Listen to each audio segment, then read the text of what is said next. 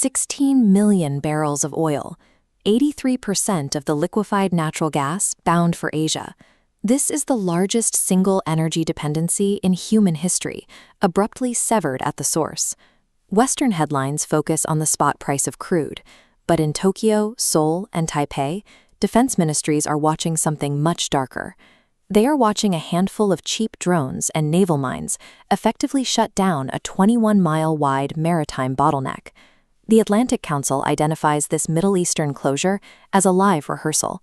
If cheap munitions can seal a strait in the Gulf, Beijing is learning exactly how it might choke off the 81-mile expanse separating mainland China from Taiwan. To see how this blockade blueprint functions in practice, we have to look at the immediate asymmetric damage currently hitting the Indo-Pacific's largest economies. Take Japan.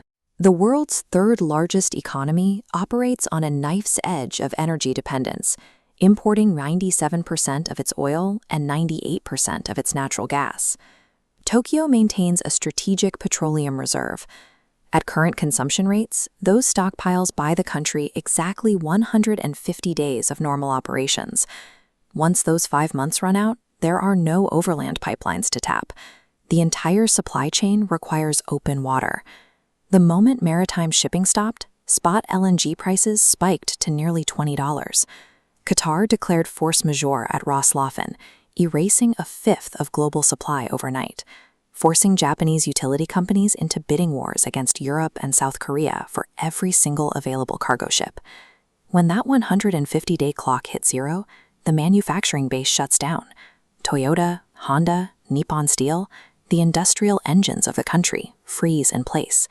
For an island nation lacking energy autonomy, a blockade is a mathematical countdown to industrial collapse. Across the sea, China presents a paradox. As the world's largest consumer of imported oil, a cutoff in the Gulf should theoretically cripple Beijing. Instead, Beijing operates with a 5-layer defense strategy. Layer 1 is sheer volume. China has built a strategic petroleum reserve of 1.2 billion barrels, the largest buffer on the planet outside the United States. Layer 2 is geography. China pulls heavy volume through overland routes from Russia and Kazakhstan, infrastructure that maritime blockades cannot reach. Layer 3 is domestic crude production. Layer 4 is a safe passage deal with Iran, securing seaborne exports. Layer 5 is vehicle electrification.